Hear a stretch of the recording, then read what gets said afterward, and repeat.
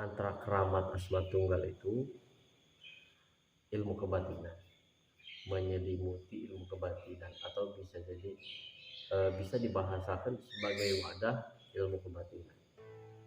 Jadi perlu didasari, perlu diingat-ingat ya. Jadi wadah ilmu kebatinan. Nah, proses pengisahan Asma Tunggal itu dilakukan, terus ayat dibaca, terus ayat pembukaan. Nah, namun penggunaannya itu ya saku bahan niat orang, tapi setiap niat anu kurang dilantunkan, penggunaannya itu berbeda-beda. Ayat teknik-teknik itu, misalkan orang melakukan contoh orang itu melakukan pengobatan. Nah, melakukan pengobatan ini kan niat. Karena rek dilakukan hari takene ya kan. Dari niat itu barang tinggi pegawaian. Nah, sudah gitu berarti tata cara pengaplikasian Asma Tunggal itu kumaha carana supaya bisa ngobatan itu ayat tekniknya. Nah, terus misalkan orang ketika orang itu misalkan memasuki alam bawah sadar seseorang kan, memasuki alam bawah sadar seseorang. Nah, itu kan niat, tapi di dalam prakteknya itu perlu ayat perjalanan atau perlu ayat teknik penggunaan Asma Tunggal. Jadi tata letak Asma Tunggal itu disimpan di mana, diarahkan ke mana, terus tekanan kekuatan sakumaha, ya itu tergantung kebutuhan. Kalau dibilang sakumaha niat orang, ya itu langsung jadi, jadi perlu ayat proses deh. Itu perlu ayat proses praktek lah ya jalan. Jadi ayat kunci, terus kabuka, terus ayat teknik untuk berjalan. Jadi ayat tata cara jalan. Sebenarnya gerak itu bukan Asma Tunggal unggul. Jadi ketika Asma Tunggal itu aktif, nah, keilmuan tenaga dalam, keilmuan kanuragan anu lain, kebatinan, nah itu mengikuti aktif, terus bisa membantu di dalam segala hal. Kekuatan itu mempunyai karakter tertentu. Sesuai sumbernya itu dari mana? Ayat sumber kekuatan daripada emosi, ayat sumber kekuatan daripada kepasrahan, ayat terus sumber daripada kesombongan, energinya pun berbeda. Nah, itu tergantung sumbernya di mana. Nah, ini rasanya pun karakternya pun berbeda. Sadar orang 24 jam berdialog atau komunikasi, baik secara batin itu pun dilakukan. Misalkan ada orang lewat terus orang gerutu dina batin, nah itu pun termasuk komunikasi batin. Nah, setiap apapun yang kita ucapkan nu dina hate, di perasaan, setiap yang diucapkan oleh hati, perasaan, dan pikiran itu mengandung kekuatan. Dan apabila kekuatan itu diarahkan, nah itu nyampe. Orang memberi penyakit kepada orang itu. Ya kalau orang sendiri pun energinya terbaik, ya kan?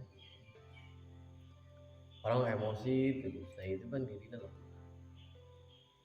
dirinya lemah, untuk terkendali, kadang ke orang lain menjadi sewot dan lain-lain. Nah, kalau orang sewot kabatu berarti orang menyampaikan energi kekuatan emosi ke manehna.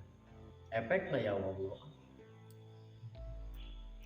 Jadi setiap apapun yang kita ucapkan, baik melalui hati dan pikiran ataupun perasaan, itu mengandung kekuatan.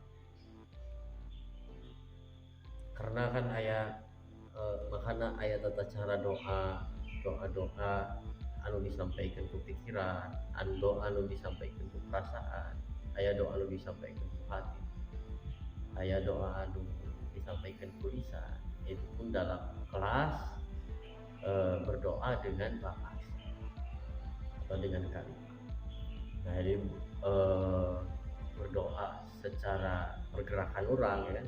Ketika orang sudah berdoa secara bahasa apapun itu, terus orang melakukan atau berusaha secara tubuh, itu pun bahasa tubuh atau pergerakan. Jadi berdoa secara gerakan, secara bahasa. Nah, itu pun ya, namun dipikir-pikir ya, hidup itu tidak lepas dengan komunikasi atau dengan berbahasa. Pikir-pikir kan seperti itu, komunikasi antara hati dan pikiran, komunikasi antara tubuh dengan pikiran, antara pikiran ke tubuh, antara alam bawah sadar ke alam sadar, lalu saling mempengaruhi, saling memberi. Karena jatuh cinta kepada seseorang, nah itu kan komunikasi batin. Kadang ya wajar ketika komunikasi batin akhirnya tidak terbalas ya kan? Misalkan jatuh cinta terus tembak terus ditolak, berarti komunikasinya tidak dijawab, karena itu komunikasi batin. Nah, orang sering merindukan seseorang, itu pun orang telah melakukan bahasa, telah bicara bahwa saya itu rindu. Nah, orang buahan, orang gitu-gitu bermain perasaan, itu komunikasi batin. Ya, sebenarnya setiap orang itu melakukan, tapi tidak semua orang itu sadar dengan apa yang dia lakukan.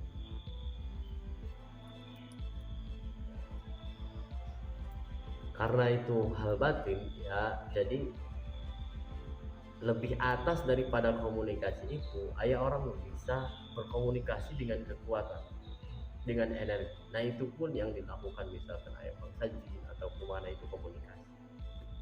Misalnya komunikasi dengan energi atau membaca energi, dibaca anak kuno ya ku perasaan, ku energi orang, atau ku kekuatan tertentu. Misalkan ayah kekuatan untuk melihat bangsa jin, itu sebenarnya alat telepati atau alat telepon ya, alat telepon untuk kita berkomunikasi dengan energi tersebut. Jadi 24 jam ini manusia sering melakukan telepati. Jadi supaya asma nungke bakal diisasahkan itu dikeramatkan di hati, disakralkan di hati, sehingga menjadi keyakinan yang kuat dan menggambarkan kekuatan-kekuatan yang hebat.